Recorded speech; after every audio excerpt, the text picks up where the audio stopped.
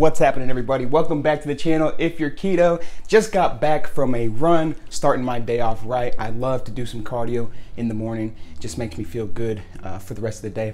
Anyways, getting ready to start this conversation I want to have with you guys. But first, if you haven't already hit that subscribe, click that subscribe, hit that thumbs up, and click that bell so you get future notifications of the videos I'm doing, because I know you're going to love the content of this channel, guys.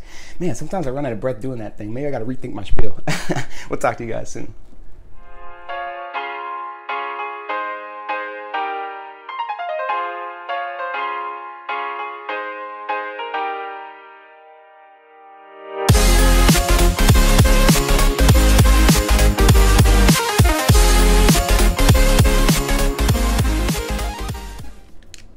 What's up, you guys?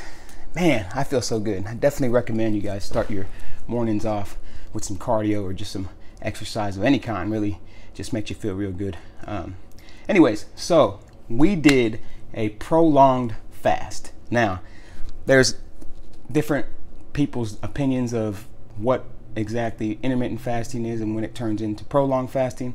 You know, the research I've done and from the channels that I follow and the people that I've listened to, I think the intermittent fasting is really pushing up until about 36 hours, and that gets into doing like an alternate day fasting protocol, which I think I've talked about once or twice, but it's essentially where like you don't eat for 36 hours and then you eat, or maybe you don't eat for 24 hours and then you eat and you don't eat. Anyways, it's like alternate day basically. You don't eat for a day, then you eat the next day, you don't eat for a day. I've never tried that protocol, and honestly, I've kind of been trying to play with different protocols, so I might try that coming up soon. As you know, we did OMAD last week, and I actually gained weight. Now, that's not to say OMAD doesn't work, guys. That's to say that it was a holiday weekend. I was, you know, I had tons of food in front of me and was just in social food situations where maybe I did only have that one meal, but I probably overdid it and I don't even realize it. But those were like 4 consecutive days that I had where I just ate one meal, but it was like a long period of time of eating. So maybe it wasn't one meal. I don't know. Maybe I did it wrong, guys. But I did gain weight over that time period, and so it was really frustrating to me because I'm trying to cut, guys. But you know, I'm human and I make mistakes, and everybody does.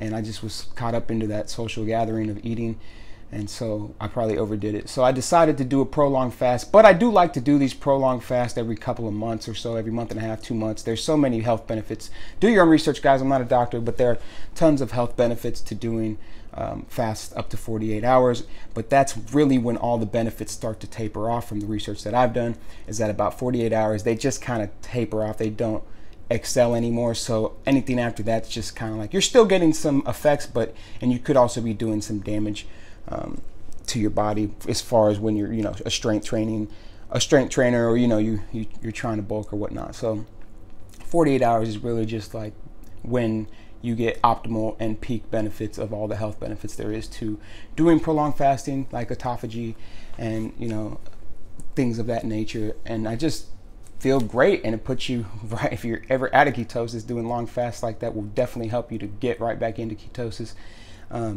You know, they're just good for me, and I like a challenge, guys. I like to push myself and push myself into uncomfortable situations. And I always tell people that I work out with who you know, aren't on the same level of fitness with me, and they start to struggle, and I tell them, you know, you got to start being comfortable with being uncomfortable, and you got to push past that. And don't be discouraged by the things you can't do. Be encouraged by the things you can do. I've always said that. I truly believe it. You cannot get discouraged. But we were at a point where I saw the scale going up and up, and I was like, what is going on? You know, I am making strength gains, but I'm not bulking right now. I'm trying to cut. So I almost thought about switching gears and just go into a bulk, which we probably will do soon. But I was like, all right, man, I got to get a hold of this. What's going on? You know, let me do a 48-hour fast just to kind of recalibrate things, kind of reset my mind. Because like I said, man, for me, I like putting myself in difficult situations or you know, really challenging myself and putting myself in an uncomfortable situation. And it was uncomfortable for a while in the fast. So I liked it though. I was actually way less hungry on day 2 than I was on day 1. Everything went really well. We I do drink Zevias on my fast, guys. I'll even do a Diet Coke or two, just one a day. I'll do like one Zevia and one Diet Coke, excuse me, and then black coffee. And I do some organic stevia, liquid stevia in my coffee. So those are the only things that I consume while I'm fasting. You guys, I'm not trying to tell you how to do your fast or what to do or what way is right, what way is not. That's just the way I fast. So my experience with OMAD, not so good. I'm gonna give it another try sometime, but I'm gonna probably be doing the Warrior Diet coming up, which is a 20-hour fast, 4-hour eating window protocol. Try that for a week, see how that works. But yeah, I feel good about the 48-hour fast, guys. It really did reset my mind, made me more focused, kind of keyed me in. We did lose about 6 pounds on the scale during that fast, but I'm sure some of that will come back. We'll have to just see how it goes over this weekend. But I just need to I needed to recalibrate my mind, because sometimes, especially with people with food addictions, when you just start eating, you know, you just go, and it's kind of hard to come back from it. And sometimes we just have to change things up in our minds in order to break through that habit. And for me, that meant going on a 48-hour fast. And so now I'm recalibrated. I feel great. I feel like my mind is reset into, okay, we have to cut, so we got to make sure that our calories are lower. So that's what we're going to try to do. All right. So I'm just going to wrap this up. So I didn't mean to make it too long. But yeah, if you haven't tried a long, prolonged fast, I'm not a doctor. Do your own research. Definitely consult a doctor before doing something like that. But definitely try it out, guys. You have to become comfortable with being uncomfortable. Push yourself to different and new limits so that you can get better at things and, you know, try new things and experience new things. But that's just my take on things, guys.